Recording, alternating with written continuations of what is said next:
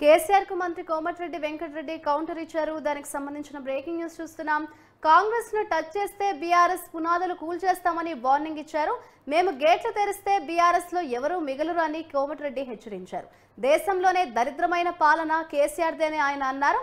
రేవంత్ ని ఫేస్ చేయలేక అసెంబ్లీకి కేసీఆర్ రావట్లేదని, ఎన్టీఆర్ వెన్నుపోటులో బాబు వెంటే కేసీఆర్ ఉన్నారని కోమటిరెడ్డి అన్నారు.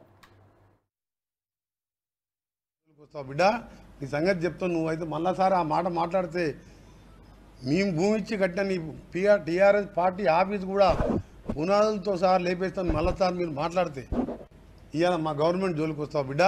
నీ సంగతి చెప్తాను. నువ్వైతే మళ్ళాసారి ఆ మాట మాట్లాడితే మేము భూమి ఇచ్చి కట్టిన నీ టీఆర్ఎస్ పార్టీ ఆఫీస్ కూడా పునాదులతో సహా లేపేస్తాను. మళ్ళాసారి మీరు మాట్లాడితే ఇవాళ మా గవర్నమెంట్ జోలికి వస్తావు బిడ్డ.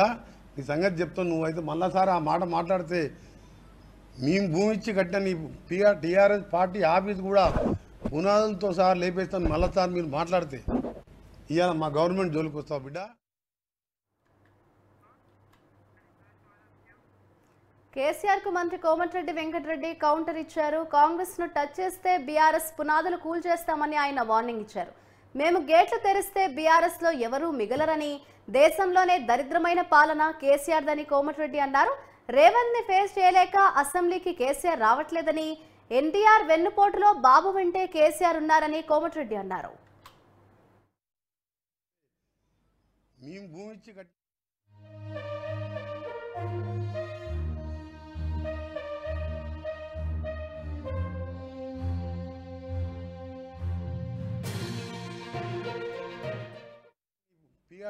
ఇవాళ మా గవర్నమెంట్ జోలికి వస్తావు బిడ్డ. నీ సంగతి చెప్తాను. నువ్వైతే మళ్ళాసారి ఆ మాట మాట్లాడితే మేము భూమి ఇచ్చి కట్టిన నీ టీఆర్ఎస్ పార్టీ ఆఫీస్ కూడా పునాదులతో సహా లేపేస్తాను. మళ్ళాసారి మీరు మాట్లాడితే ఇవాళ మా గవర్నమెంట్ జోలికి వస్తావు బిడ్డ. నీ సంగతి చెప్తాను. నువ్వైతే మళ్ళాసారి ఆ మాట మాట్లాడితే మేము భూమి ఇచ్చి కట్టిన నీ టీఆర్ఎస్ పార్టీ ఆఫీస్ కూడా పునాదులతో సహా లేపేస్తాను. మళ్ళాసారి మీరు పబ్లిక్ అర్థం కాలేదా? బతుకమ్మ చాటున మందుబాటులు అమ్ముకున్న పార్టీ కూడా ఓటేస్తారా? ఒక్క సీటు రాదు. 12-13 సీట్లు పెట్టుకున్నాం. 15 మిషన్ మా టార్గెట్. 12-13 సీట్లతో పార్లమెంట్లో గెలుస్తున్నాం. ఆ తర్వాత 3 నెలల్లో బీఆర్ఎస్ పార్టీ దుకాణం బంద్ అవుతుంది. ఆ పార్టీ ఉన్నదని చెప్పి నేను ఖచ్చితంగా చెప్తున్నా. ఆయన అట్లా మాట్లాడుతున్నాం కాబట్టి వాళ్ళు ఏం కుట్రలు చేస్తున్నా మాకు తెలిసిపోద్ది. దానికి డబల్ కుట్రలు చేస్తాం. కుట్రలు చేయండి. నేను చేసే పనులు చూసే వస్తారు వాళ్ళు. నీ పార్టీని బొందబెట్టేది ఖాయం. నువ్వు చూసుకొని నువ్వు రేపటికి వెళ్ళి కోమటిరెడ్డి వెంకటరెడ్డి ఏందో తెలుస్తుంది. నువ్వు మాట్లాడినా కదా మాటలు నల్గొండను ముంచి మా ఏం మార్కు నీళ్ళు రాకుండా కనీసం లైనింగ్ చేయకుండా ఇంకా ముఖం లేకుండా మాట్లాడుతున్నాం. మన సూర్యాంపేటకు వచ్చింది, మన అంతకుముందు నల్గొండకు వచ్చింది, ముషంపల్లికి పోయింది. 10 ఏళ్ళ కింద వాళ్ళ ఆయన ముషంపల్లి 10 సార్లు వస్తాను. పదవికి ఇంట్లో కూర్చొని ఏడ్చుకుంటా ఆ కొడుకుని పంపించింది ముఖం లేక. సొరంగం పూర్తి చేయాలా బ్రహ్మాండంగా ఉంటుండే కదా మా జిల్లా. అందుకనే మీ అందరి ద్వారా ఒకటే కేసీఆర్ చెప్పదలుచుకున్నాం. దాని కిందనే మళ్ళీ ఆయన కూడా వచ్చాడు. రేవంత్ ఖచ్చితంగా బీజేపీకి పోతాడు. ఈ మెంటలైన ఆయన కొట్ల తండ్రి కొట్లకు ఆ మామూలుకి కొంచెం కూడా ఆ కవిత జైల్లోకి పోయేదానికి మెంటలైంది.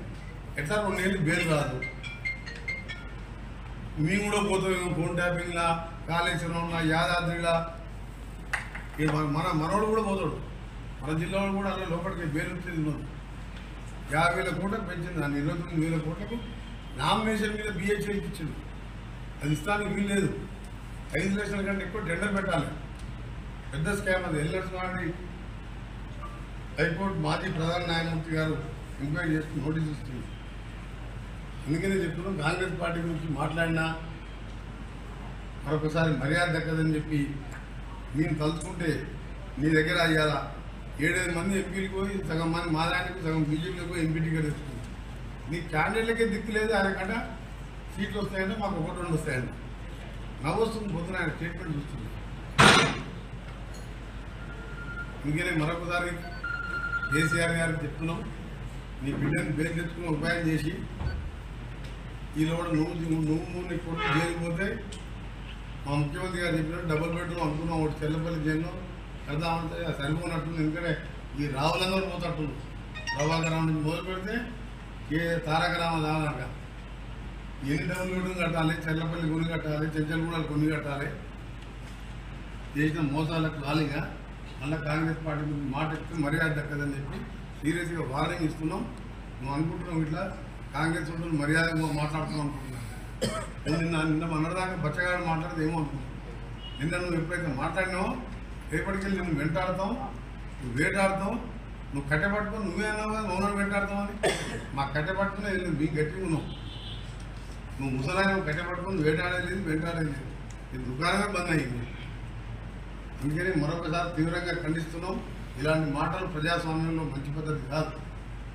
ప్రజలు ఎన్నుకున్న ప్రభుత్వాన్ని ఏడాదిలో పోతుందని జోస్యాలు చెప్పడం, ఆ రోజు కూడా చంద్రబాబు నాయుడు ఏమన్నా ఎన్టీఆర్ దించిన దాంట్లో ఈయన కూడా పాత్ర ఉన్నదన్న. అవన్నీ ఇక్కడ నడవదు. ఆ కాంగ్రెస్ పార్టీ కార్యకర్తల దెబ్బలు తెలియదు. 10 ఏళ్ళు పోలీసులతో చూపించాడు. మా కార్యకర్తలు ఉరిపించి కొడుకోండి.